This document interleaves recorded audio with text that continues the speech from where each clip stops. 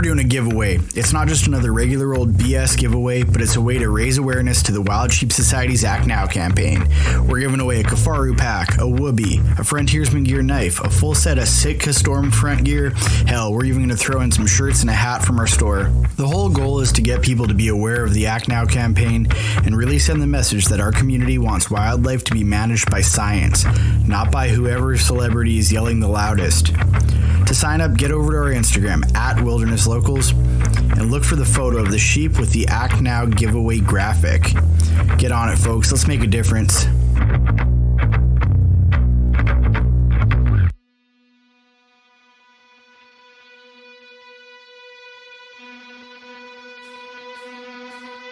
This is episode 49 of the Wilderness Locals podcast. Our guest is Donnie Vincent. Donnie is a phenomenal storyteller, biologist, and all-around great dude. It was a pleasure to sit down and chat with him. This podcast is brought to you by Kafaru International, the toughest hunting gear on the planet, bar none. Frontiersman Gear, high quality, completely custom, handmade knives made in the heart of the Peace Country. And as always, we're brought to you by Just Shooting Arrows.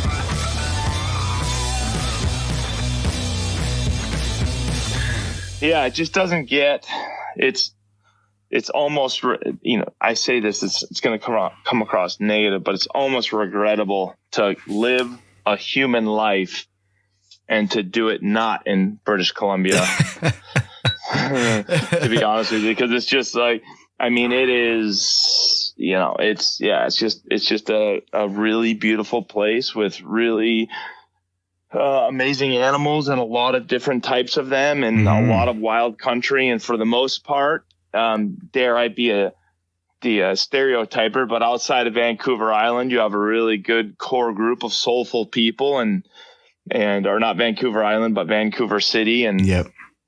Yeah. Yeah, no, that's the truth, man. And I think people out here I think it's easy to forget how lucky we are. And there's not much in BC that we're missing. I think the only thing that's not here in terms of big game species is speed goats. Yeah, even if they were, there's nothing that you're missing, literally nothing in the fishing and the scenery. And does it feel busy there at all ever? It doesn't, right? In Vancouver, yes, for sure. Yeah. I spent some time there. Yeah. And if you spent time here, you kind of know that, it's not developed the same way a US city is, where the infrastructure keeps up with the growth of the city. BC never did that. So if you find yourself in Vancouver on a Friday afternoon at 1 or 2 o'clock, you're there till nighttime. You're there till 7 or 8 because you're not getting out. But you can feel trapped in the metropolitan areas for sure. But where I live, it's pretty mellow. 15 minutes any direction I go, and I'm in country that is awesome. So incredible. Yeah. So absolutely incredible. So you grew up in Wisconsin, right? I grew up in, yes and no. I didn't grow up in Wisconsin, but I actually was born and raised in Connecticut, and I moved from Connecticut. So I, obviously East Coast, of the United States. And then I moved to Minnesota, when I would have been when I was going into 10th grade. So when I was 15, I moved to Minnesota, and I lived in Minnesota until I was in my 20s. And then I moved to Wisconsin. The only reason I moved to Wisconsin, I literally live, there's a river that separates Wisconsin and Minnesota called the St. Croix River Valley. And I live on that river. And the only reason I even came to Wisconsin is because I found a house that I really loved in a place that was really beautiful and is in the middle of a nature preserve, although it's not a very big one. We're talking about several hundred acres here, but all the land around me, I'm bordered on one side by the river. And then for the most part, all the other land around me, aside from my 5 or 6 neighbors, can't be developed. So there's a lot of prairie land. a lot of oak savannas, and then the bluff country that goes into the river, and then the river itself, which is a beautiful designated wild and scenic river. There's muskies in the rivers, huge catfish and walleyes and pike and smallmouth bass, and so it's a great place to live. It's not BC, but it's a great place to live, and it's where our lives take shape in such ways, right? We get little things draw us here and draw us there and nudge us in certain directions, and we end up in particular places. And so I have I'm not going to say no regrets, because I'm certainly people say that often. They say, "Oh, I have no regrets." Well, I have plenty of regrets. And my hindsight is crystal clear, and there's much to learn from looking. There's much to contemplate while looking back. There's not much to gain from looking back other than with wisdom. But yeah, it's a beautiful place. That's a very long-winded way of saying it's a beautiful place. That's okay. I mean, that's part of, I think that's part of the allure of Donnie Vincent. The way that you tell stories. And I mean, like, if I had to, I always talk about these things kind of the night before or the day before with my wife, because she's completely outside of the hunting space. The only hunting she does is a little bit of elk hunting with me every year. And I always bounce these things off of her, and I tell her about these people and kind of some of the things I'm going to ask and stuff. And the Donnie Vincent allure seemed to be that you're a phenomenal storyteller, and I appreciate that. Yeah, of course. And you capture some of this stuff that we're really passionate about in a way that I think you can present it to a broader audience, right? So me asking you where you live and it turning into a 7-minute answer about how beautiful it is. I mean, I think that's good. I think that's part of what you're about, right? Yeah, I mean, kind of. It's seemingly that's the way it's always been. I've always, had a gift of communication, and the more I experience things, the more I want to talk about and ask questions, and I'm a curious guy. I'm easily entertained, and I'm quite curious. That's awesome. So your love of hunting, or your interest in hunting, stemmed from your father, right? Is that right? Yeah, for the most part. I mean, if I'm being honest and completely forthright, in this day and age, we try to hang our hats on individual things of like what, we want to reduce everything down to a single variable causation. So we want to know, like, hey, how'd you become a hunter? Well, if you would have asked me this when I was a little boy, if you would have asked me this when I was a teen, yes. Seeing my father wasn't much of a hunter, but seeing the equipment around the house built a complete romance for me. Reading all of his outdoor life books, seeing his rifles, and he has a walnut gun case, seeing his rifles lined up in that walnut gun case, and seeing his hunting knives and compasses and all, just everything was so romantic to me, because it meant you were grabbing gear, you were meeting up with buddies, and you were heading out into the woods to do things that men do. And of course women, but you're doing things that men do. You're going to, experience being outside. You're going to shoot a deer, gut a deer, hang a deer up, skin it, bring food home. Like, it just was, the whole thing was so fantastic to me. But if I'm being honest, if my dad didn't have that kit, I don't know what the impacts would have been, on me, because I know the more I learned about human beings, the more I learned about really how ingrained in hunting we all were before we became provided for. And so I'm curious what would have happened anyways, but all of those books, the guns, all of that imagery that I got to see every day, and kind of hear some stories by proxy from my dad and my grandfather and some of their friends, really, the fire burned bright and still does. Yeah. Yeah. How did that evolve into where you're at now with, I mean, we look at your Instagram and there's caribou and sheep and all kinds of stuff. Mm-hmm.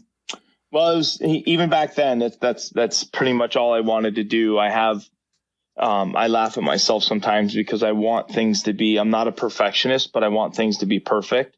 So, I was just thinking about this the other day. Is, when I go caribou hunting, I want to have my perfect caribou hunting kit when I go whitetail hunting. And so I tell you this because when I would look at my father's books and I would see these paintings in the books and these sketches, this I talk about this relatively often, but this book that was penned by Jack O'Connor, the Big Game Animals of North America, that had these beautiful paintings and pencil sketches in there when he would talk about these different animals, and just, he just nailed everything so perfectly, and where the animals live, and he described the animals in fantastic detail, and then he described as his hunting kit would kind of evolve in these different places, different types of boots he would wear, and he was just very good at describing, his old boots, and if he was in Vermont hunting deer, even though he might not be wearing a plaid jacket, the gentleman in the painting in the book was wearing a red plaid jacket, which is very East Coast. And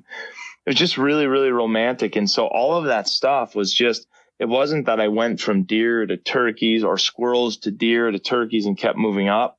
From the very beginning, I knew that I wanted to come, to places like BC and hunt grizzly bears and stone sheep and Alaska Yukon moose and caribou and, antelope, things like this. I wanted to see the prairies. I wanted to see the bison, the rattlesnakes. I wanted to see the moose, the wolves, the caribou. I wanted to see gray squirrels and the wild turkey and the white-tailed deer. I wanted to go to all of these different habitats in these different regions and see the wildlife that live there, all the way from songbirds to reptiles to the fish. There's elements in my brain that become feverish around, fishing for pike and bass. And then, I can switch gears immediately and get to where I want to be in the Pacific Northwest or in Alaska or BC and fly fishing for, salmon and dollies and big rainbows. And then I can, travel on even, it doesn't matter. It doesn't matter where it is. I have my loves. North America is certainly my love, but yeah, I've always wanted to do it all. I'm jealous of those that only want to do a little, guys that just fish bass or guys that just hunt whitetails or just hunt elk. Like, they're able to focus on their craft in one particular area, but I'm lustful for it all. I'm definitely a seeker. I'm with you there. Our limited entry came out yesterday, and I drew a couple tags that I was not expecting, and I had to sit down and have the hard conversation with my wife about how I have this. So you were talking about being into Jack O'Connor books, and there's quite a few British Columbia equivalents here, of those guys from the 50s, 60s, and 70s that wrote these romantic books. And one of these guys I actually got in touch with, and I didn't think he was still alive, but he returned a letter of mine the other day. And so I've been chatting with him, and he laid out this really cool horseback hunt that's 30 to 40K from a road. So I had been planning on doing this horseback hunt because it's so romantic, and it's kind of this cool hunt that this old author had laid out for me. And I had to have the hard conversation with her that I might not be around much this fall. So what's the guy's name? I'll send you a link. He's super cool cat. Yeah, please do. And then what tags did you draw? I drew bull moose in northern BC, and I drew a mountain goat hunt, which I was already going on, but now I have a rifle tag instead of an archery tag. Oh, really? Very cool. Super cool. Very excited. I don't mean to get off track and talk about myself here, but cool. I relate so much to the romance of it all. I live for the stories, man. Yeah, that's what it is, right? It's and that's why it's it's shameful to sometimes see what hunting has become and reducing it down to the fitness and reducing it down to the inches of antlers. And I love big animals as much as anyone, but I look at things entirely differently. I look at them as, like if somebody flies around and finds a giant moose, and I've experienced this in my life. I've not done this, but I've had this offered to me of let's go, I'll find a giant moose with the airplane. I'll drop you off. You'll wait a day and then you'll just sneak in and kill him because he'll be with cows. And I've turned those hunts down, and I've thought about this many times because I could have just easily done that hunt, kind of fudged the story and had these pictures of these amazing bulls. And that one of the things that I kind of hate these days is when I see a photo of a giant pike, when I see a photo of a big bass or a cranker of a sheep or a big moose, big whitetail, I kind of want to hear this story, because a long time ago, animals like that represented a lot of hard work and a lot of luck and a lot of time spent outdoors to kind of have this happenstance, this interaction, this engagement, this opportunity. And so to see a giant bull moose, you either had to work your ass off and take the amount of time to travel 5, 6, 7, 8, 9, 10 days by horseback or by backpack. And of course, backpack would be tough because you're not going to be able to get the moose out, but just bear with me. But you had to work your ass off to get back into an area where there are a lot of big bull moose, a really wild place where animals were growing to maturity, and you had a very good opportunity of seeing them because the hunt was so difficult that the barrier of entry was forcing few to go there. Or you had to really have something lucky happen, and you had to hunt a prairie land in Kansas or hunt a prairie land in Saskatchewan or Alberta, and be sneaking along these coulees with your wood grain rifle and have this 200-inch typical muley stand up and bound away and then stop one more time to look at you, and you crumple him in his tracks with your shot. And I say these things because when you see these photos of these massive animals, these are the stories that I want to go to. I want to go to the long form story, the hard work, the happenstance engagement, that chance moment. And I want to hear these stories about when you're reeling in that lure past the lily pads and you're up in northern Canada or you're wherever you are, you have no idea what's in those lily pads. And then all of a sudden, a 25-pound pike comes out and crushes your bait or whatever. Like that. Those are the things that, just like what you said, that's the stories that I want to chase, that I want to hear, that I want to tell. It's so filling for me to hear those stories from people and to tell them myself. And that's one of the things that I just really hate about where hunting has gone, is because guys they want that instant gratification. They'll do almost anything. Some of them will do anything to get that photo, to try to convey either woodsmanship, either convey that they're a badass, or to just shortcut it to get it. And it's not at all is what it is. That's not what it's about. And hunting is even more simple than even that, right? Because it started out as calories for us as a people, to find calories and to get fat and meat in our diets. And then it's, those stories have grown from the simplest of humans up to, let's just call it the 1960s, 70s, and 80s, when guys were going on fairly major expeditions to get into country that hasn't been gotten into in quite some time. I just think it's just so amazing. It's just so amazing what hunting does to a person and their soul and their mind, that whether you are a village elder, whether you are an original human coming back to the tribe, or whether you are Jack O'Connor coming back from a major expedition of which you took horses into the backcountry for a moose, you can't help but come back with a story as big as life itself. Yeah, I couldn't agree more. And this is something that I wanted to get into a bit with you. I think it was, I want to say, Britt Longoria on a podcast that I was listening to. I might be wrong, but I was listening to a podcast recently, and they were talking about how at the most basic level, humans communicate through story.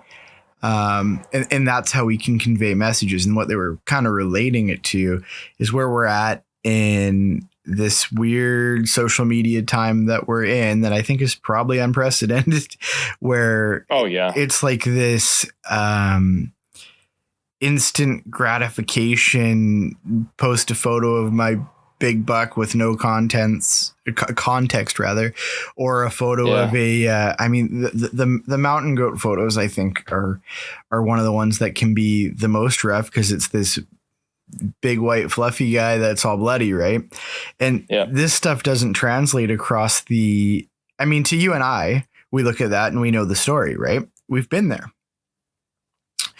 But when, to some extent, to some extent, right? But we know that it's not just like a dude pulled up in his F-150, hopped out with his rifle and shot it, right?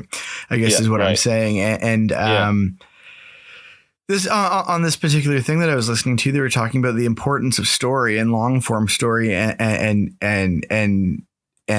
showing that story, especially for our non-hunting counterpart, which is the part that started to really pique my interest here, because in BC, as you know, we're kind of in the thick of things here with this whole social license to hunt, and a lot of folks like Wild Sheep Society BC have really kind of stepped up and tried to get people handling stuff the right way and having these long form conversations with people outside of hunting and that kind of thing. And so I kind of wanted to talk to a guy like you, who everything you do is long form and all of your posts are story rich. How do you think this plays out, and where do you think things are going with kind of social media and hunting and everything else? I know that's a really big question. Yeah, I know. I know it was a vague way to ask it, but I kind of just want to get your feelings, you know? No, you asked it perfectly. That's just fine. It's I wish I had a good answer. I really wish I had. I was just listening to. Did you? And I'm not. This isn't a shameless plug. This is an honest, curious question. Did you happen to read Michael Easter's book, The Comfort Crisis, yet? The book that we did together, Michael and I. I have not read it yet, but it's on my list. I'm like a book a week kind of cat, and I always have a stack of them. So. Okay, rad. That's awesome. I'm happy to hear that you're reading a book a week. And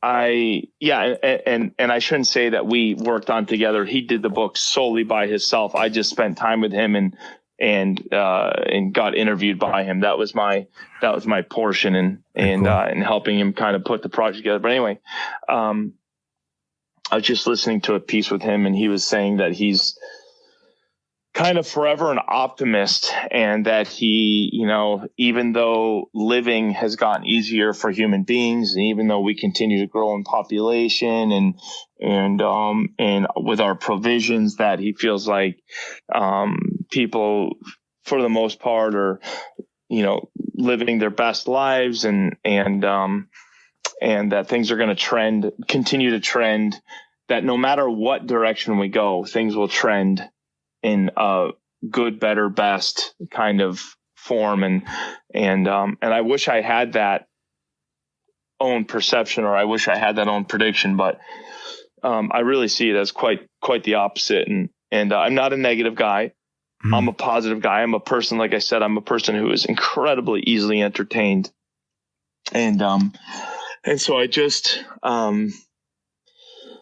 I just don't think social media is good for anyone, for anything. I don't think, and I know I do it as well. I know I have a social media page, and it's a business aspect for me. Mm-hmm. And I know a lot of people hang their crutches on that they say, hey, I wouldn't do it if it wasn't for business. And I think some of us are kind of telling the truth when we say that, and some maybe not so much. And I just think to see these little snapshots, there are things about social media that are really fun. There are things, and again, it comes right back down to short form and long form, if you will. But we get little snippets into some people who are really fantastic. Guys that do live videos or are showing some sort of craft, right? Like, hey, let me show you. And I'm talking about simple things like, if you don't know how to tie a blood knot, you don't know how to tie monofilament to fly line, here, let me show you. Like, hi, my name is Donnie Vincent. I'm going to show you how to tie a blood knot. I'm going to show you how to tie your mono onto your fly line so you can learn how to cast and go catch that big trout.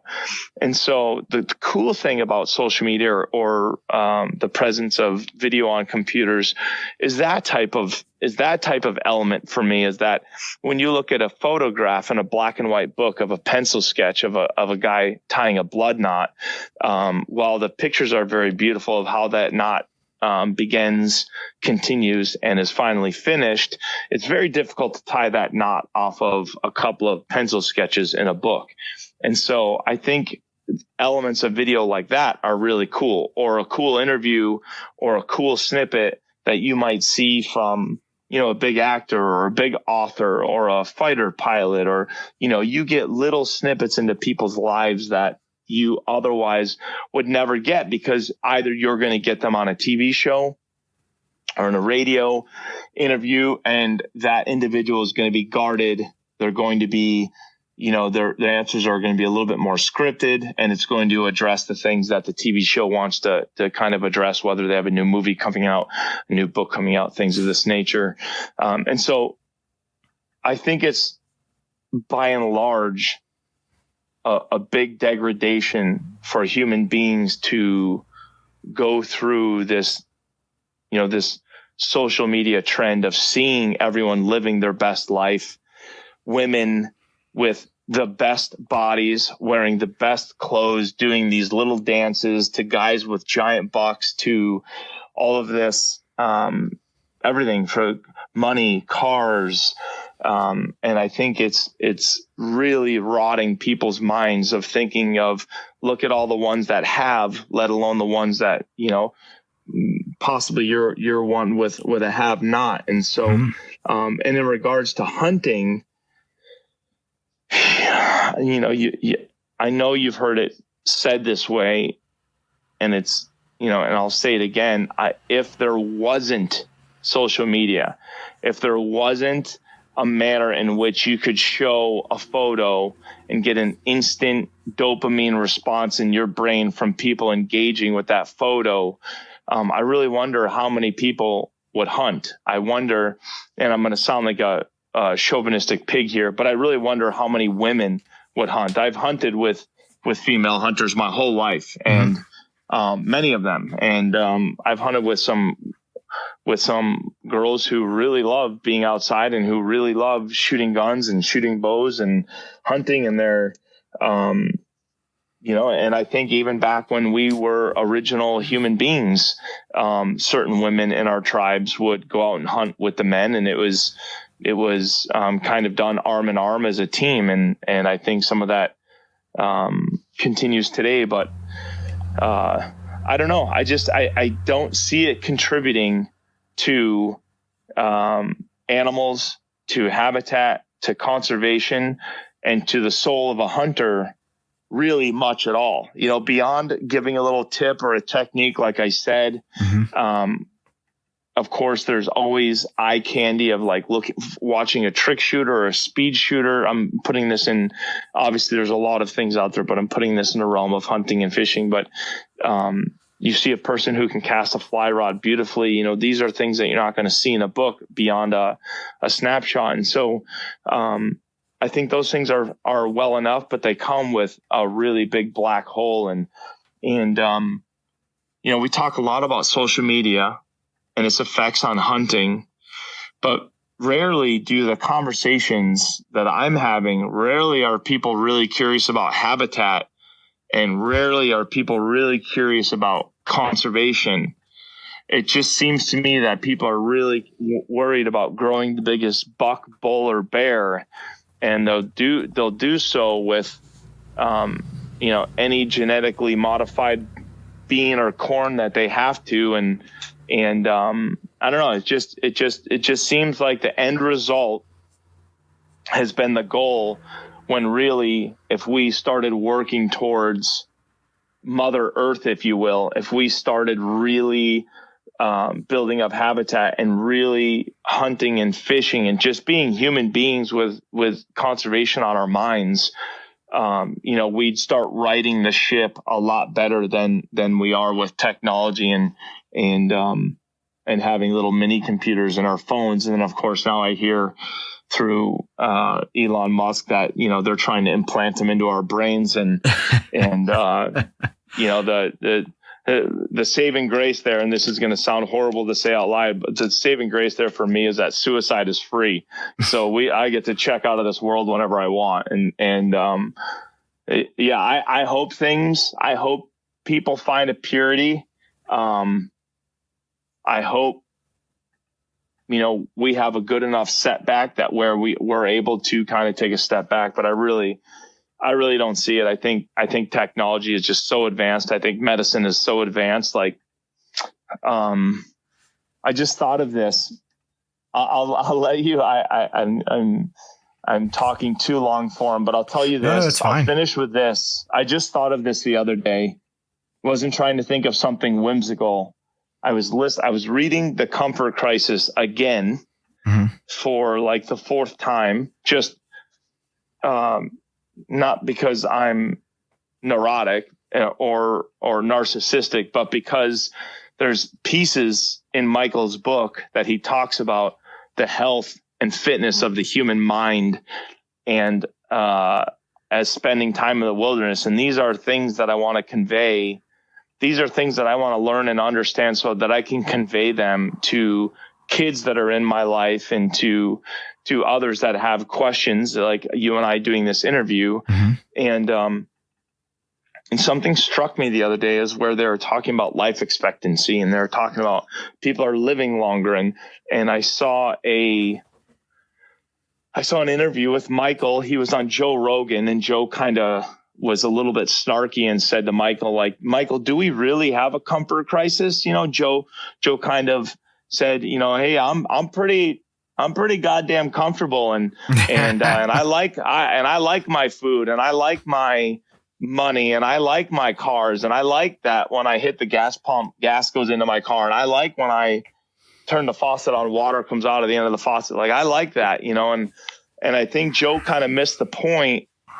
And then also I think I started to think about, we are living longer, but really we're dying longer. That's the notion that popped into my head the other day. We are living longer as people. Like, even with this COVID nonsense, for the most part, we saved everyone. I know the world loves to say that 2 million people died, but none of us will ever know if it was really 2 million people or 100,000 people, because there's so much political bullshit that gets pushed along with something like this. And there's so much money to be made. If you want the answers to something like this pandemic, you follow the money. But, we're so advanced in heart disease. We're so advanced even with some cancers, and of course, we are human beings, and there's tragedy every day. A child getting hit by a car, a child having cancer, things of this nature. These are things that are unavoidable. They are true tragedies. They fill our hearts with absolute sorrow. They'll affect us the rest of our lives. But beyond that, we're very, very good at slowing our rate of death. And we've confused that with living, and one is not the other. And so I really feel like feel this notion of, we're not living longer. We're merely just dying slower. Yeah. There's definitely an element of quality of life that matters. And I think quality of life through experiencing life is a huge factor, right? You often. So what do you think about social media and hunting? So I don't know if you've checked out my social media, but there isn't any photos of me. Okay. So that might answer your question a little bit. I've never been a look at me, I'm doing arm curls in the squat rack kind of guy. I guess my hang up with social media right now, with especially to address the hunting thing directly, it is a lot of people in the hunting space are doing irreparable damages. And I mean, like, hunting has not had the best PR people in the first place for a long time. But now everything is amplified. Everything happens at an exponential rate with social media. If you want to grow a business, you can do it much faster than you could have before. Great. But if you want to post photos of you, after you shoot a buck doing dumb stuff that a lot of people post, you're hurting hunting a lot faster than you would have before if you were taking a Polaroid and showing a couple of your buddies, right? I don't know. It's one of those things to me where, like, social media can be a great tool. Like, with us and this podcast, we're reaching a lot of people, and we're doing a lot of good inside this hunting space. We're banging that gong of, hey, let's put our best foot forward. Let's have these conversations. Let's prepare people to talk to non-hunters. Let's talk about what we can do. We just recently, a couple episodes ago, actually, I think it'll be the episode before I post this one, we had this this biologist on, Laura Bailix. She's in charge of or she's the lead bio on a mountain goat study here in BC. Super cool lady, super interesting perspective. Not a hunter, used to be an anti-hunter, got involved in wildlife biology, and now she's pro hunting. And so it was really cool to have that conversation with her and be like, hey, how do we address some of this stuff? How do we have these conversations when somebody goes, oh, you hunt? How do I answer that? Why do I hunt? What's the scientific reasoning for it being a good thing, right? And through social media, we can kind of pass these answers on and help people answer these questions for themselves, because it's a tough one. Like, when you start hunting as an adult, like I started hunting in my 20s, right? And you first start off hunting, but I'd sure like to procure some food, right? And then it turns into much of the stuff that you and I are into with, like, these mountain hunts and these big, long, epic expedition things. And next thing you know, you're buying a pack raft and you're floating rivers and doing all kinds of stuff. And it spins wildly out of control. And then somebody goes to you and goes, okay, you spend 300 days a year, like, trying to get in the field. I'm like, I spend every waking opportunity I can getting outside. And when I'm not getting outside, I'm telling stories about being outside. And when I'm not telling stories about being outside, I'm taking my daughters outside. Like, it's like all I do. Right. And so like, we're talking about telling stories and the importance of story and all that. And I think social media can do a lot of good, but like what you're saying, I think, like, this weird instant dopamine drip of I shot a 295,000 inch buck, and like these complete just bullshit stories that none of it's true. It doesn't help anybody. And I don't think it even matters, hunting aside. And like you're saying, women with perfect bodies and the best clothes and yada, yada, yada. I as a father, I truly worry about this stuff. And I'm going to have to make a point here as my kids get earlier to explain, hey, this isn't real. Like, this is not how life is meant to be lived. It's always interesting to me when we run into these people that are in their 20s or something and they don't have a social media account.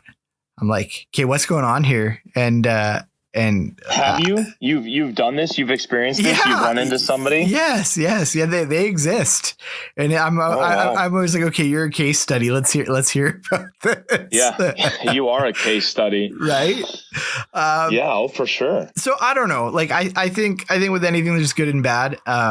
But me personally, no, I think there's one photo of me on social media right now. And, I don't know. So I actually work with a guy. He will remain nameless. Okay. But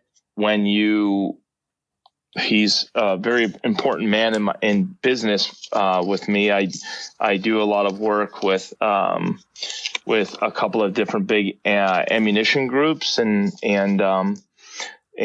firearms and military stuff. And so I work with a guy who you cannot find anything about him on the internet. And it's quite impressive because he's a guy that does a lot. So, but anyway, I asked him, I was like, how in the world are you able to keep yourself off the internet like that? And he, at first he kind of chuckled, and I said, no, seriously, how? And he said, I have a team of people. He's a very affluential gentleman. He's very busy. He's very plugged into the world of what's going on. And he basically has a team of people that scrub his information off the internet. Like anything that pops up, it gets scrubbed off nearly immediately. And so it's kind of interesting that it's cool that he has the resources to do that. But and I was a little bit envious of that. Yeah. I mean, I think like I'm trying to think of how to say it without it being offensive to some people, but a guy like you that is, developed a social media following and has created branding, DonnieVincent.com. You can tell that you're doing it in a way that is, honest to goodness, right? It's not BS. It's not machismo. It's not anything. You're a storyteller, right? You're doing good with it. And I think, I'm thankful for that. And I'm thankful guys like you exist, because when people ask me why do you hunt? I'm like, check this out. Check out what this guy's about, I appreciate that. Yeah, no, of course. Yeah. So I would be remiss if we didn't touch on the fact that you're a biologist. Mm-hmm. I think that's one of those things that flies under the radar with you a little bit. Sure. And I mean, as I get further away from that work, right? Because I haven't been practicing in a long time, but as I get further away from that work, people talk about it less and less. But again, that's one of those things where, do people really want to talk about it? Meaning, just the questions that the certain questions that people ask, they want to know about, they're more curious about how I started my career, and they're more curious about how I get a lot of questions about, from people that want to do this for a job, or they think they want to do this for a job. And so then they reach out to me and they're like, okay, I'm in school. What steps can I take to do what you're doing now? And there really isn't. There just isn't. And so, but rarely do people want to talk about the biology aspects of my life, because it's not that interesting or sensational but it's something that's so very important to me, and the foundation of who I am, and the foundation of really who all of us are as people, I was going to say like your work that you did in Alaska, that had to be like, that had to just like be catalyst for everything that you're doing now. Right. Yeah. And actually it was exactly. And it was, and the funny thing is that I don't know that I'd be where I am right now without that, because how this kind of all started was that people would ask me, I mean, it's complex. It's simple and it's complex with how it started. But people would ask me, I'd be in hunting camps, just naturally looking for different places to hunt, looking for different species to hunt, looking for bigger animals to hunt. I'd go to Illinois to hunt whitetails because the whitetails in Illinois are bigger than the whitetails that we have here in Wisconsin on average. And so I'd go down there and hunt on some properties, and I'd be in a cabin at night, and some guys would say, hey, they'd introduce themselves and say, hey, what do you do?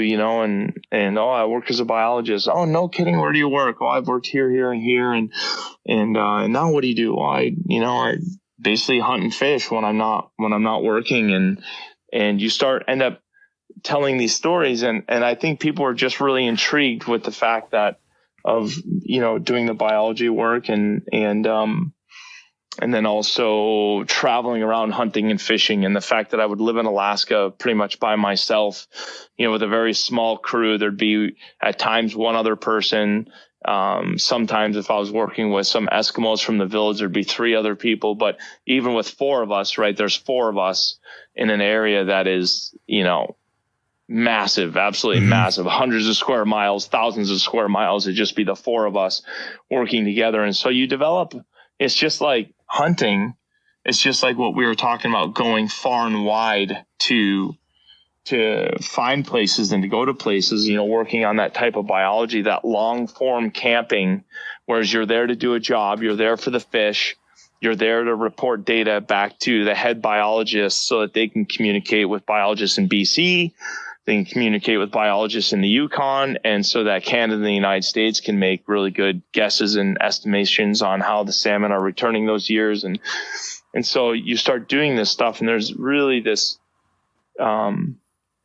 intrinsic value of spending all this time outdoors. And so you start talking to people about these stories, and then you tell them that, and what else do you do? Well, after that, I flew up to the Arctic and caribou hunted by myself for a couple of weeks. And they're like, you didn't, and yeah, I did. And so then these things started to kind of culminate into people wanting to hear more and more stories. And then when we started tying that to photographs and to film, because we started filming with handy cams, and then we started working with some really talented photographers, and things just kind of grew from there. But yeah, it's an interesting element of getting started in this career of kind of storytelling. And of course that's evolved into having a production company, which is even more nuts and bolts of working for different companies and having clients and along that, lines of actual true business and 9 to 5, and if you will, and things along those lines. But yeah, being a biologist was a huge contributor to where I am right now, because people are curious about the work, and you're curious about living in a tent in Alaska, curious about tigers in Bangladesh and in Nepal, and curious about even like some of the guys that I know. I studied rough grouse for a while for the University of Minnesota in northern Minnesota, and some of my friends who are big bird hunters and are in love with northern Minnesota, like they're really curious with the things that I saw, the wolves and bears and the grouse themselves and things like that. So yeah, it's just, but really it's like I started this book that I just started puking out to you, is it's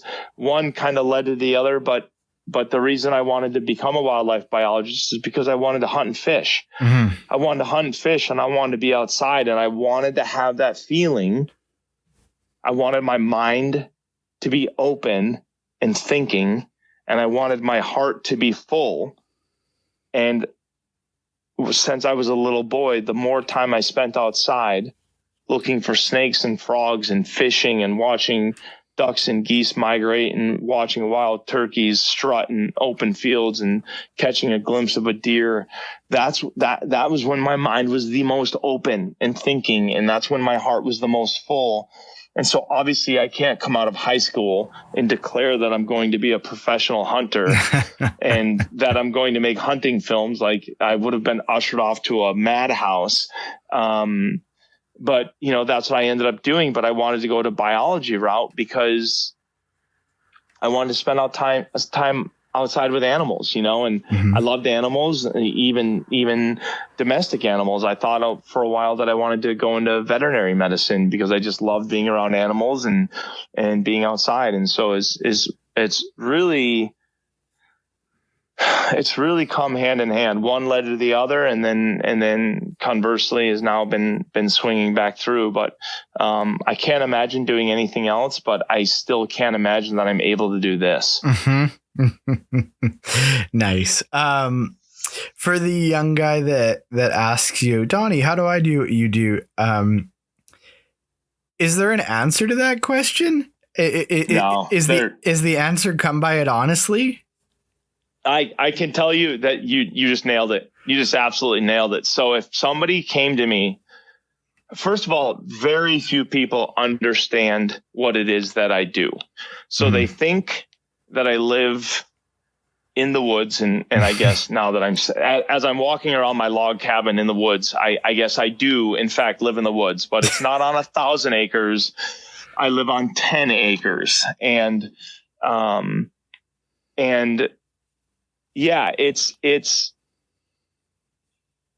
there's a dichotomy, right? There's the Donnie Vincent stuff, which we're talking about now, and you guys have seen in the Rivers Divide and Terra Nova and The Other Side and Winds of Adak. And then there's another aspect of which we film and edit and produce music for companies. And this was not all done with a plan. A lot of people, you'll read things online and you'll see things online where people are like, I developed a plan. And this is where my life went, because I developed a plan and I executed on a plan. Well, we did not develop a plan and execute on a plan. It literally, one little nugget led to 2 nuggets, led to 3 nuggets, And so 2 things. One, I was working as a biologist, and then I was hunting in all of my free time. And it was through the honest appreciation and admiration that I had for wildlife is why I started carrying a camera. I didn't start carrying a camera because I thought I had a story to tell. I started carrying a camera because when I saw a pileated woodpecker, or because when I saw a big white-tailed buck or a grizzly bear chasing a caribou or eating berries, I wanted to share this with people that weren't with me. And so it had nothing to do with me. It had everything to do with them. But then I also started enjoying recording my diary on the camera. And so I'd get up in the morning in Alaska when I was on a caribou hunt, and I'd set my camera up on the tripod. I'd turn it on and point it at myself in camp and say, this is day 1. This is what I've seen so far. And this is my plan for today. And, and I try my best to capture everything that I would see in a particular day. And I started doing that stuff. And then a couple of friends of mine that I met through just hunting and networking with people, a couple of friends of mine had outdoor hunting TV shows, little ones, and they were starving for content because each episode that they aired, they cost them money to produce it. And so they got into trying to produce outdoor TV because they thought, hey, somebody's going to pay me to hunt all over the world, which that really doesn't exist. It exists the least amount right now, but it really doesn't exist. That existed back in the Michael Waddell, Jim Shockey, those type of eras where those guys would go after major dollars and then they would go and hunt. But still, guys like Michael have always had a side hustle, and guys like Jim have always had a side hustle working as an outfitter or whatever it is that they may be. But, I started airing content on these friends' TV shows because they were longing for content, and I could help them by giving them my content, which would then also help me in, people started seeing the content a little bit. And then I ended up meeting some other people in the hunting space. And then we ended up doing a photo shoot for a magazine because a guy wanted to use me as content. And, and these things kind of just started to evolve and grow. And then through Sitka Gear, I met someone else, and I was doing some work with Sitka Gear, and they said, hey, we understand you want to do some more filming. You should meet this guy over here, you know, and these things just this is how things just started to kind of boil up. Mm-hmm. And one thing led to another. And then we decided to start our own company, me and two other gentlemen, Kyle Nicolite and William Altman. And we started Segmanta. And in the beginning, we were just going to make hunting films. We were just going to chase sponsor dollars. We were going to do what it is that everyone kind of thinks that's how you get into the outdoor space, is that you go kill a giant buck and then you go back to Mossy Oak and you go, hey, look I killed a giant buck. You should pay me to hunt because I'm going to get women into the outdoors. I'm going to get children into the outdoors. I'm going to kill the biggest bucks in the world. I'm going to. Everyone has this story that they want to sell. And we were going to do that too. But what we wanted to do was to tell a sensational story, to film it beautifully, and to be absolutely honest, brutally honest in the story, brutally honest in my feelings with the wilderness, and just being absolutely authentic in every aspect, and come out with a beautiful film and see if people would respond to it. And everyone told us, and it sounds so cliche, but it's really what happened. Like, we came out with this film and we didn't release it to the public yet, but we released it to some people that we knew in the hunting industry. And we said, what do you think? And they said, oh, it's amazing, but what are you going to do with it? And we said, we're going to sell it. And they said, no, nobody's going to buy it. You know, nobody buys. DVDs are dead. And this is like 15 years ago. People are like, oh, DVDs are dead. Like, everything's going to computers, everything's online. And so they said, well, and how are you going to pay for it? And I said, well, I paid for it. They said, well, you can't do that. You have to have sponsors. You have to have sponsors pay for it. That's how you make your money. You sell commercial airtime on the Outdoor Channel or on Wild TV or whatever. You sell commercial airtime. Those companies pay you money, and then that's how you make your money, and then you continue to hunt. I said, well, we filmed it ourselves. We paid for ourselves in full. We bought the cameras, and we're just going to release it on DVD. And literally everyone we talked to said, you can't do that. And so, but that's what we did. And it really took off. I'm not telling you we made millions of dollars, but it really took off. And it told us that we should make a second film, and which we did. And then in between that second and third film, if people are kind of curious as to kind of what happened, because our third film didn't come out for several years after our second, what happened was companies started reaching out to us, and they really liked the authentic nature in which we told stories. And so, you know, a company like Benelli, or a company like Shields, or a company like Tika Rifles, or, you know, any variety of companies have reached out to us and said, hey, we really love your filming style. We really love your storytelling and your music. Would you be willing to do this for us for a 30-second commercial? And at first we said, absolutely not. Like, no.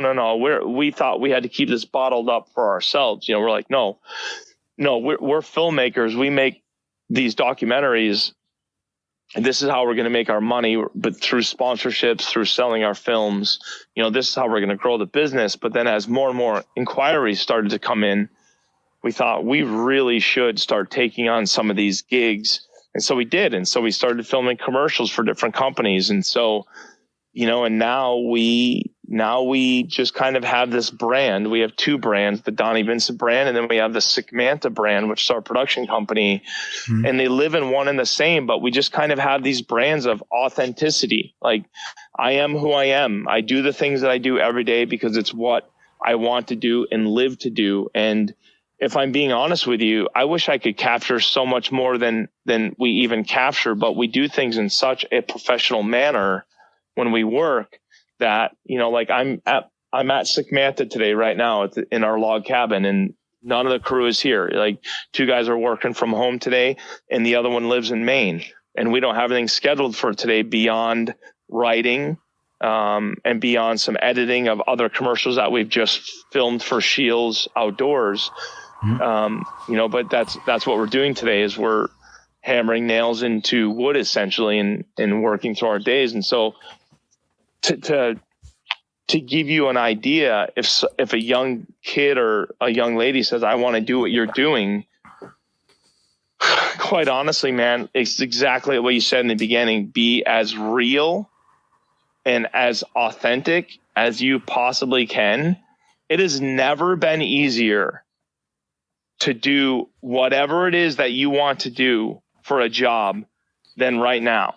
Like when my parents were growing up, when your parents were growing up, when their parents were growing up, either you got a medical degree or a law degree, or you swung a hammer, or you drove a ship, or you drove a forklift. Like those were the jobs that were available. Like you had a bucket of a couple of things that you had to choose from. And generally that's what you were the rest of your life. Now you can literally come out of school and say, I want to buy and sell Ferraris, and I want to be the best Ferrari salesman in the world with the best cars, and I want to have the most fun commercials. And literally, if you could find one person to buy you your first Ferrari, or you saved up your money to buy your first Ferrari, and you filmed yourself on camera buying your first Ferrari, and you were charismatic, and I mean sincerely, you're not switching into some character that you think people want to see. But if you were some kid in a ripped up t-shirt, ripped up blue jeans, or just you just were honestly dressed, and you stuck that camera in your face and you said, my name is Joe Smith and I love Ferraris, and my life is going to be about Ferraris. I love Enzo Ferrari. I love what he did with his company, yada, yada, yada. A bit of the long form that we were speaking about, and say, I want my entire life to be about Ferraris. I just bought my first car, and I want to buy and sell Ferraris all over the world. And you start to build some honest content. Like you're literally sitting there in blue jeans and a dirty, ripped Puma t-shirt, and you're talking about these things. And if you do it honestly, and you are real to yourself, real to the camera, real to your audience, people are you can start a business in one video, and people are going to want to watch you buy your first Ferrari, and they're going to want to kind of see, like, what is this kid going to do? And of course I'm making all this up, but it's really that simple. It has nothing to do with the size of the elk that you kill, or how many push-ups you can do in the gym, or the truck that you drive, or the bow that you shoot, or the boat that you drive. None of that equates to anything. If you put us all in a room, if you took a massive room and you hung up photographs in the room, and one wall was stunning landscapes, big, wide, sweeping landscapes, snow peak mountains, ocean vistas, beaches, hardwoods in the fall. And then you went to the next wall over, and it was all animals, tigers, lions, giant white-tailed deer, grizzly bears, salmon. And then you went to the next wall, and it was landscapes of cities, and you saw buildings, and you saw China, and you saw Tokyo and San Francisco, and you could see all these building landscapes. And then you went to the fourth and final wall, and you just hung up a bunch of photos of human beings, their faces, their families, their husbands and wives and children, doing all sorts of different things. But if you just put up pictures of their faces, and you filled this room with people, and you let things kind of naturally play out, almost all of the people in the room would migrate over to the wall of the faces, because we are primates, we are monkeys, and we want to watch and see other monkeys. We want to be around people. We're gregarious. We want to see what your eyes look like. We want to see your faces. We want to see the shape, the color. We want to look at your lips, your nose, your hair. We want to see what kind of emotion is conveyed on your face. We want to know what that story is in the photograph, much more than the landscapes and the wildlife and the cities. And so it's the same thing with, as you are leaning towards wanting to launch a career in doing so with wildlife or hunting or fishing or whatever else, is being absolutely honest and authentic, and and letting who you are, let the people fall in love with who you are. And if you really love Ferrari, you really, really love Ferrari, and and people enjoy watching your love for Ferrari, then one thing will lead to another. And I don't know where that young man would end up. Maybe he'd all of a sudden end up running something for Ferrari. And then in 25 years, somebody's interviewing him and they said, how'd you get here? And he's like, it's crazy. It's a crazy story. Like, I just loved Ferrari, and really that's the secret. There is no degree. There is no, it's really the secret of life when you're looking at somebody's avocation or even their vocation, right? Like medical doctors. Like if you take 100 medical doctors, you're going to be able to find the 2 or 3 guys, women, men, whatever, within that 100 medical doctors. Let's just say it's 5. You're going to be able to find the 5 doctors in that group that have wanted to be a doctor their entire life. Yeah. They bleed to help people, to work on people, to heal. It's all they think about. They're absolutely consumed with it, and they just love it. And then you're going to meet 95 other doctors that, some of them wanted to have nothing else really talk to them, and they're pretty smart, so they could get through medical school, and they knew they'd make a lot of money. And you'd have 95 doctors that were just doctors, but you'd find 5 or 10 or whatever the number would be. You'd find a subset within that set of doctors. You'd find a subset of like, okay, yeah, you guys are the dudes. Yeah. I couldn't agree with you more. Like in throughout the course of my life in business and stuff like that, pursuits that you're passionate about and that you wake up every morning excited about and you're motivated to get after it. Whatever that is, that's when you find success, I think. I agree. I just couldn't agree more. Like, I love what we do. Last week I was in Washington State. Do you know who Joel Turner is? Of Shot IQ. Yeah, I have 3 more questions on my notepad here, and one of them is stick bow ? Because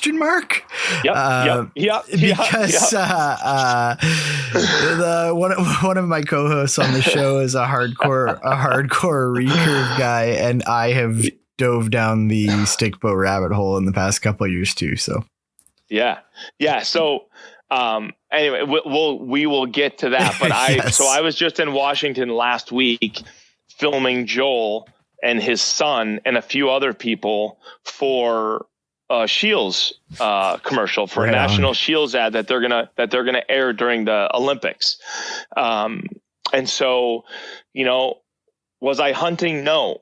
But I was spending time with people of whom I love, and we were shooting bows, and we were, as a team, my team, creating this commercial and setting up shots and finding focuses and finding landscapes and where these people really shine and filming their faces. And, and it's a 30-second spot. And I can tell you this right now, when we go through this process of editing this down with Shields, it's a bit painful because they're a corporation, and I don't like that logo there. It's red, and don't you think it kind of clashes with his eyes? And I don't can we find another shot? And so we, that part of it's not very fun. But beyond that, like, I'm not hunting, we're not fishing, but we're creating this spot that hopefully is going to move people when they're watching the Olympics, and it's going to make them want to go out and pick up a bow. Like when you deal with a company like Shields, they want people, and they're really not this shallow, I'm just making this up, but they want people to go buy a bow, right? That's what the commercial's trying to get people to elicit.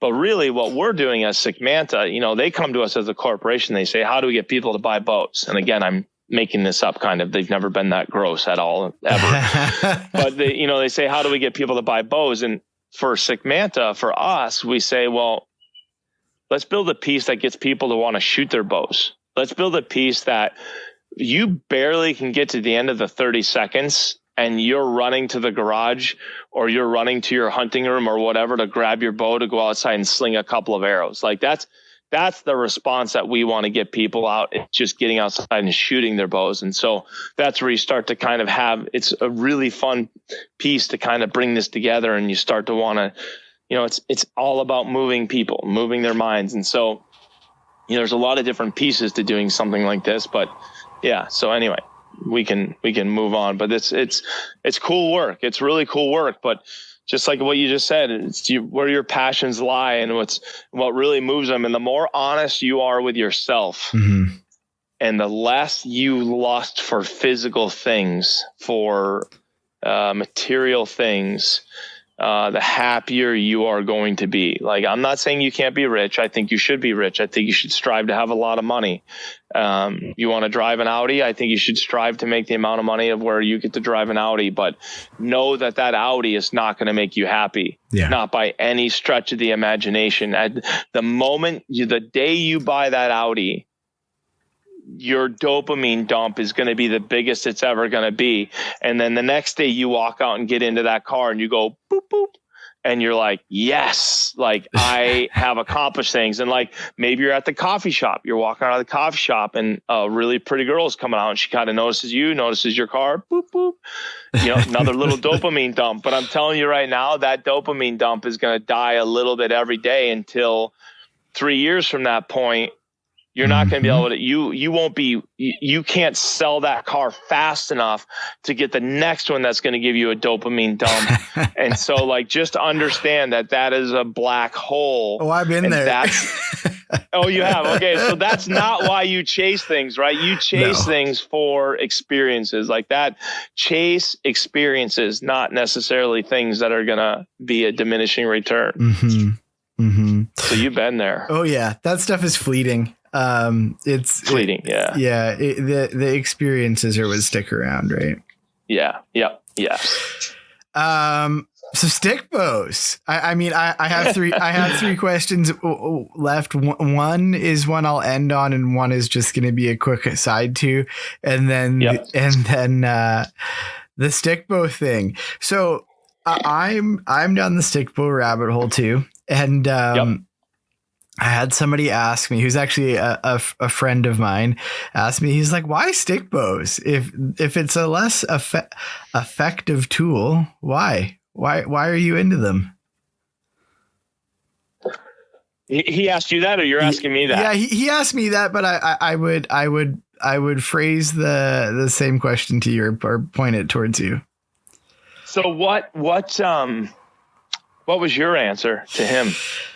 It's so hard. It's just so stinking hard. And it's one of those things that, I mean, archery and hunting in general is one of those things for me, that in life doesn't have a finish line. It's not like,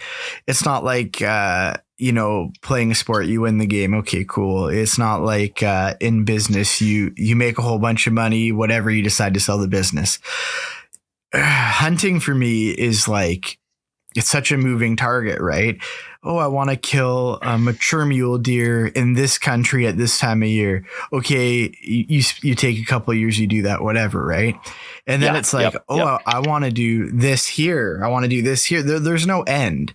It's a moving target. And the thing about traditional archery that really speaks to me is that it's one of those things that when you get proficient at it, you have to keep working at it or it all goes away, it seems. Yes. And it's like one of those things. I think it truly keeps you honest in a lot of ways. It's like, I'm waking up every morning. I'm like, I got to get some arrows in quick before the girls wake up or whatever, you know, it's just, it's so tough and it's so fun. Yeah. I've done this whole podcast with you within reach of the recurve that I'm shooting right now, because it literally travels with me everywhere I go. That's awesome. So that I can, my compound doesn't, but my recurve does. Right. So, so,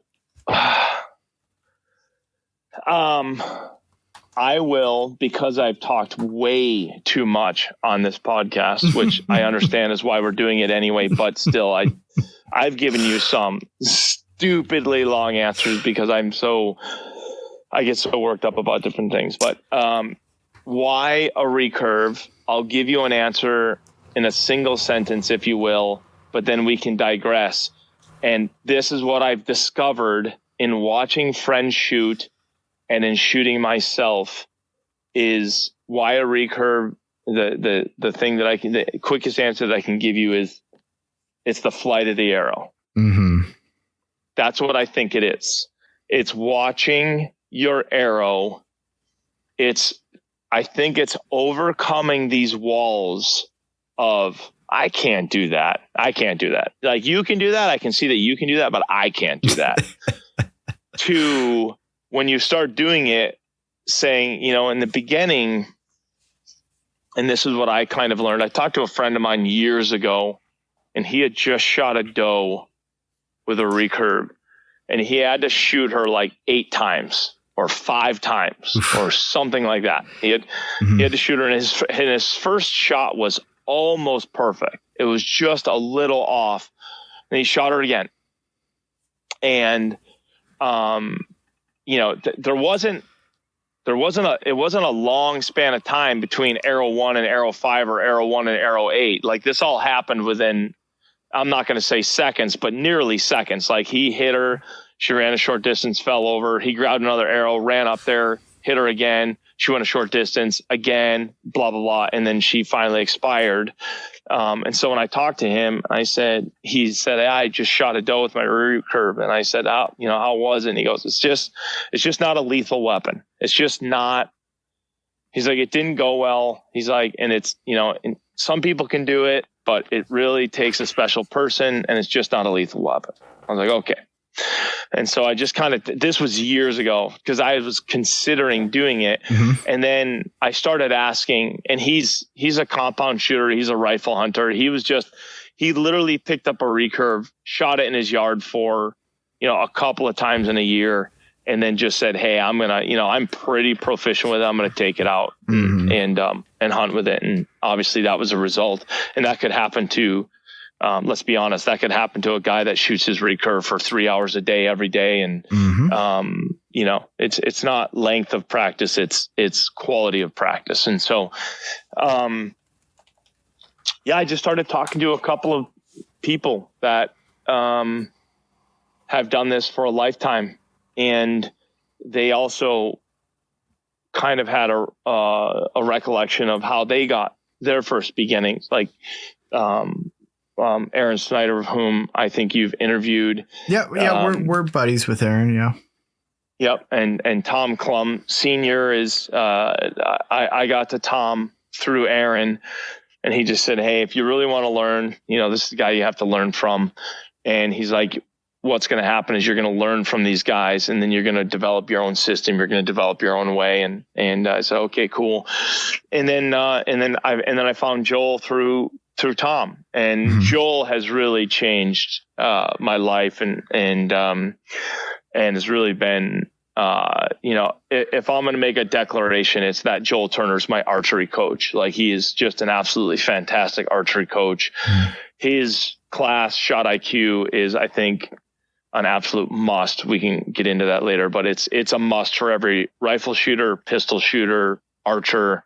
I wish it was something that you were forced to take before you could even buy a weapon or before you could go hunting. That's how amazing I think it is for seasoned veterans, and for beginners. It's paramount, absolutely paramount. But, and then when I picked up the stick bow myself, before I even started messing around, other than when I was a kid, I went and saw Tom and took days of classes with him. And I did that 2 or 3 different times. And then I went out to Joel's and took days of classes with him.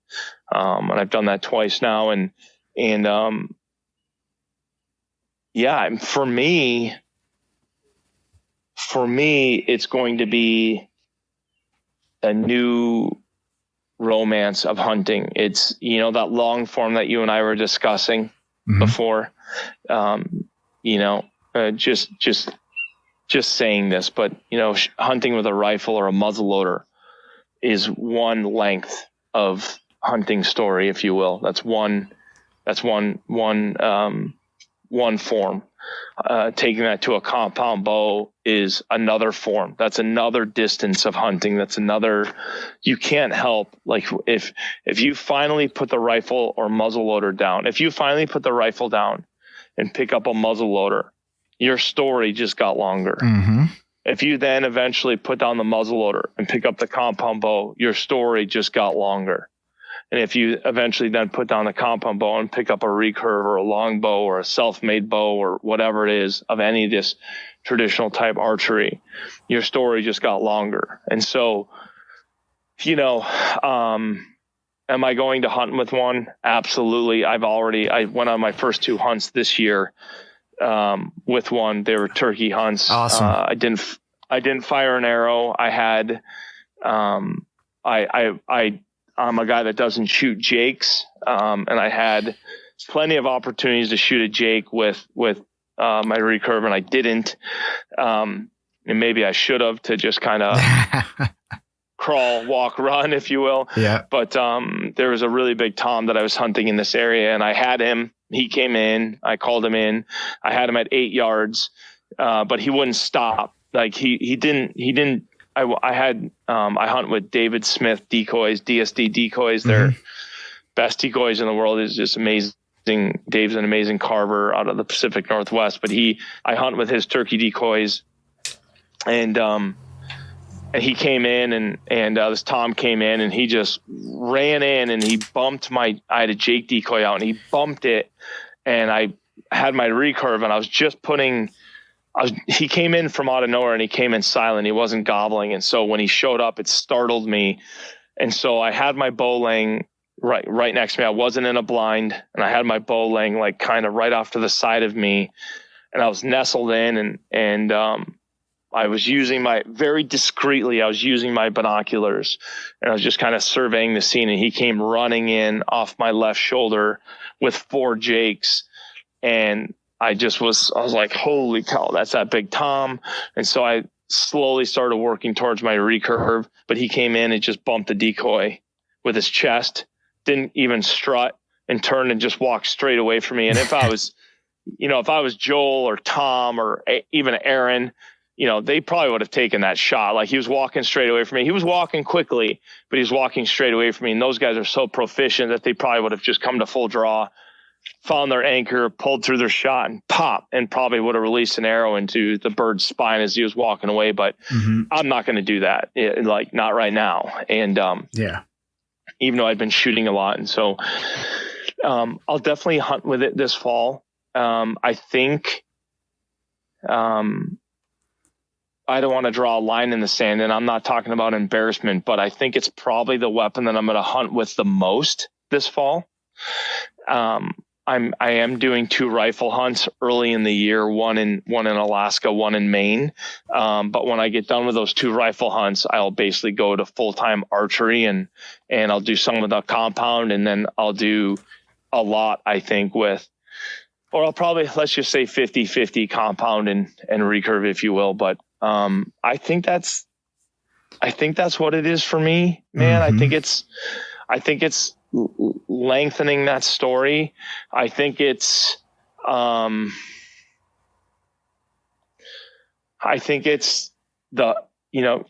flight of the arrow, the having to get measurably closer to the animal. Although I will say, when I first started kind of picking this style of hunting up, those that didn't know, or those that didn't shoot well, kind of told me that it was a 15 to maybe a 20-yard weapon for hunting. And I've not found that to be true at all. When things are going really well, like I've shot many times with Tom, I've shot many times with Joel out in Washington, where we are, I'm not going to say stacking arrows, they're stacking arrows, but where I'm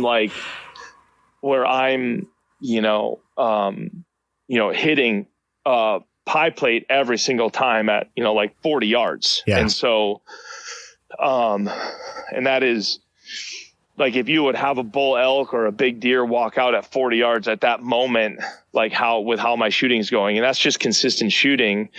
Like I know exactly where I have to put my bow to kind of instinct and aim. And if I'm honest with my arrow release, which I pretty much always am, because I, had to go through target panic, and because I continue to train under Joel, Yep.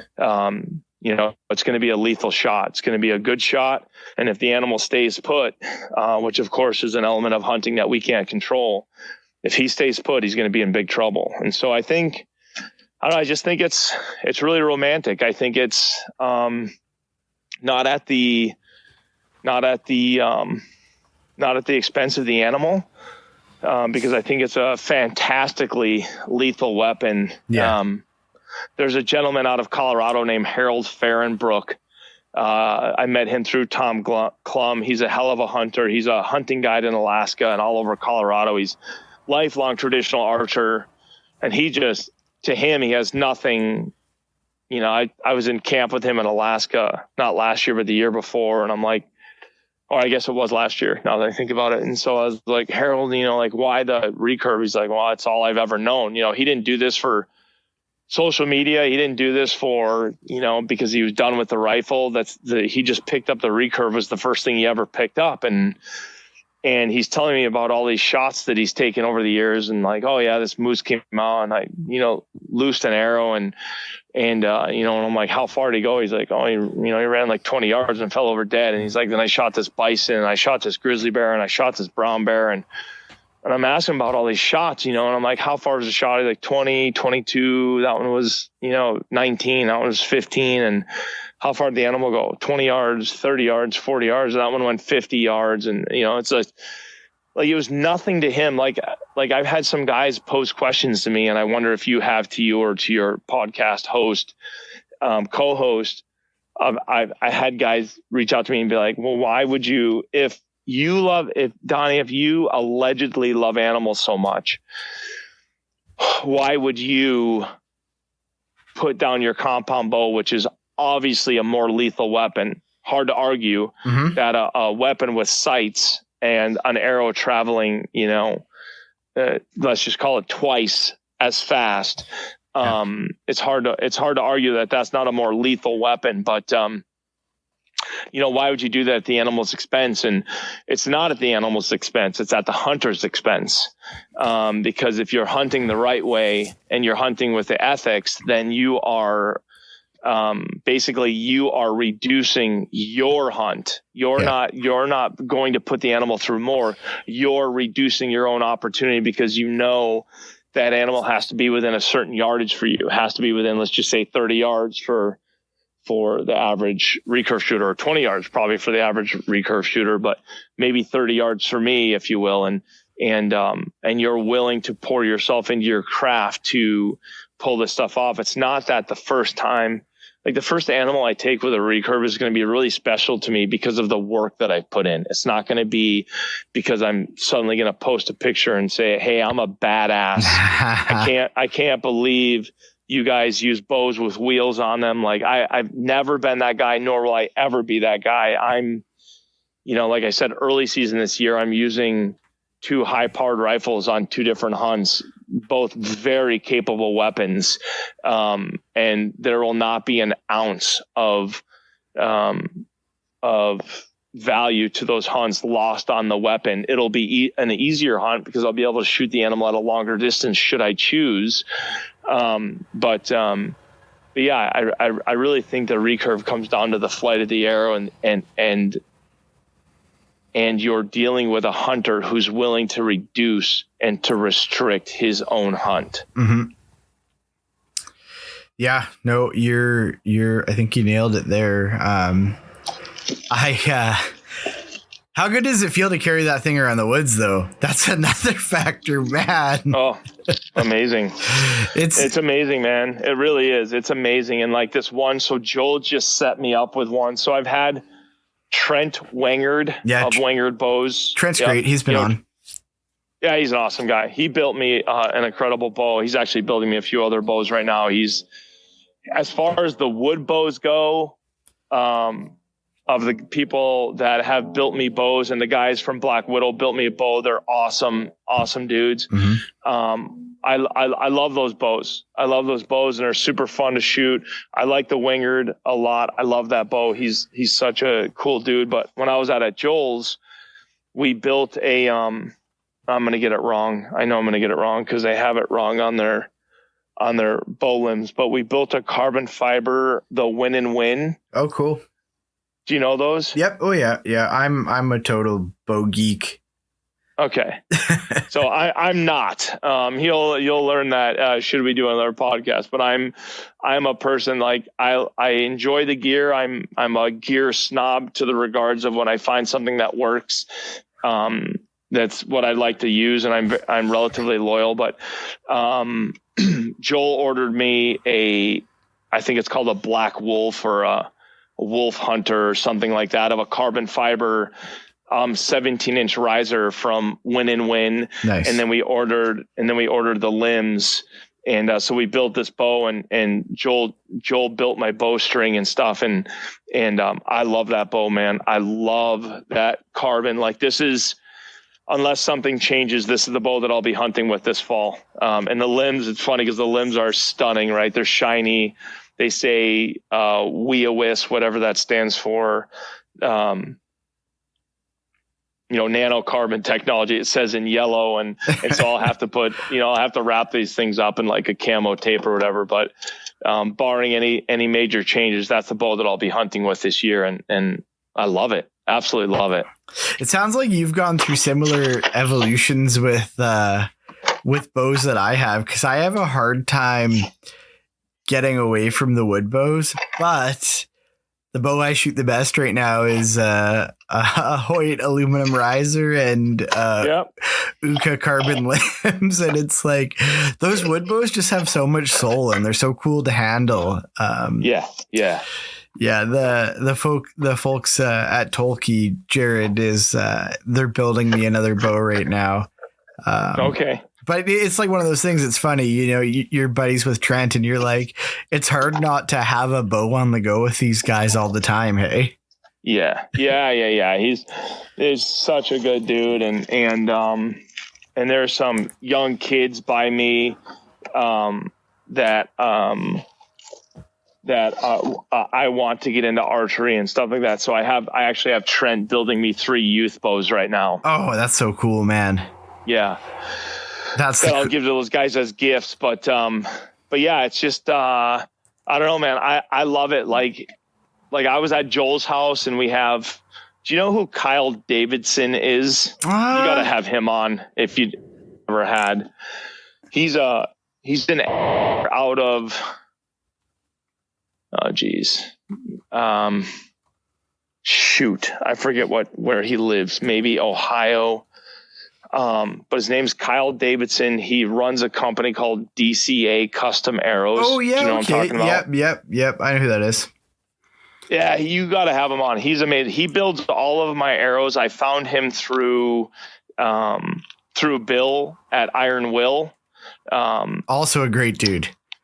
Also an awesome dude. Yep, and whose broadheads I've been shooting now for the last year. But so. I have all of my arrows built from Kyle. He's absolutely amazing. And I know guys will be listening to this going, are you kidding me? Just buy a fletching jig and some fletchings and put them on your arrow. How worthless are you?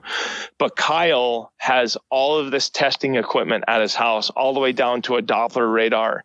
Yeah. And he will literally take your schematics of your bow, and he will build you an arrow that is the most efficient, the fastest for whatever you want to achieve. He'll build the arrow that's literally rests at the top of the parabola of data that you want to shoot. So if you want a hunting arrow, he'll find you the arrow that's going to hit the hardest and penetrate the hardest for a certain speed. Like, he's not going to build you a super heavy arrow that's not going to perform, and he's not going to build you a super light arrow that's really fast but is going to fail when it gets to the animal. He's going to build you the arrow of that perfect sweet spot. And same like if you want to be a target or whatever. And so he builds all my arrows, and he just built all my trad arrows, which he's not a specialist at yet, but the ones he built for me are absolutely amazing. And And so I was shooting those at Joel's with a 2-inch, a wide cut head from Iron Will. And like, we're 27 yards from this target, and it's a caribou, and I'm shooting with Joel, and he's just like, come to full draw. You know, I come to my anchor and I pull.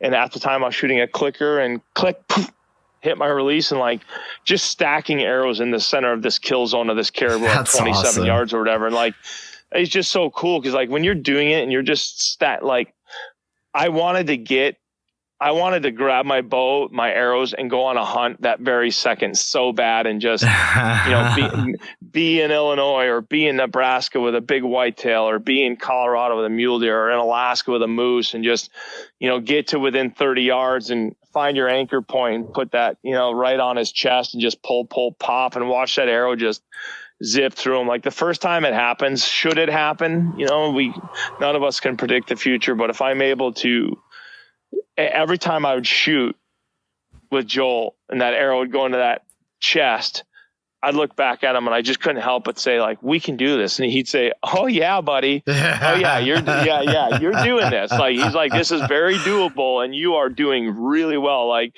and then I'd shoot the next one and just watch it, you know, like, boom, just right in there. And I'm like, we can do this. He's like, oh yeah, buddy, we can do this. Like, it's so rewarding. It's not even funny. That's awesome. I love it. It's yeah, man, it's one of those things. We shot a 3D on the weekend, and like now that those are coming back after kind of all the COVID stuff is sort of wrapping up here. Yeah. Oh, so fun to just get out there and walk around the woods and have that stick bow, that traditional bow in your hand. They're so cool. So much soul. Oh, it's amazing. Yeah, it's amazing, man. Yeah, I'm literally going to shoot some arrows. I have to do some writing, but literally as soon as we finish this podcast, I'm going to shoot a bunch of arrows before I start writing. But same. Yeah, it's awesome, man. It's really good, and I feel really fortunate to have the people in my life and like Trent Wangert. It was so gracious of him to build me a bow, and the people at Black Widow was so gracious of them. And I'm just so thankful for, like, and not to plug these guys, I'm just being honest, but like Maven Optics are the binoculars and spotting scope that I use. Like, I'm so thankful for those guys. And I work with Fjallraven and Hanbog Boots. And I'm just so thankful for the companies that I've been able to build a relationship with. Mm-hmm. And to find gear, like, you know, I've been sleeping in Kafaru teepees for years and using different backpacks and you know, I don't know if you've ever been to Barney's in Anchorage. It's a little hunting shop that's just incredible, and they build the best external frame packs and just everything, man. The tents and sleeping bags and recurves and, you know, compound bows and rifles. It's just, to me, I'm just so thankful that people recognize our work and the authenticity of it and the honesty of it, and that they want to work with us and film with us and tell these stories. And it's really cool. It's really cool, whether you're talking recurves or rifles or tents or boots or backpacks or spotting scopes. It's just cool to do this stuff. It's really, really rewarding. So fun. We're both very lucky. We get to play in this space and share stories with each other and spend time doing what we love. Right. Yeah. It's really important, and it's really pretty damn amazing. Yep. Mm-hmm. It's probably I've probably kept you long enough this morning. My coffee's done. I'm sure yours is too. Yeah, I've had a couple of cups of green tea. There you go. Yeah, I think it's time we both go shoot some arrows then. Yeah, right on, man. I appreciate it. Thanks for listening to the podcast. If you enjoyed it, please subscribe and leave us a review. If you want to support the podcast, please check out the gear on our website at wildernesslocals.net.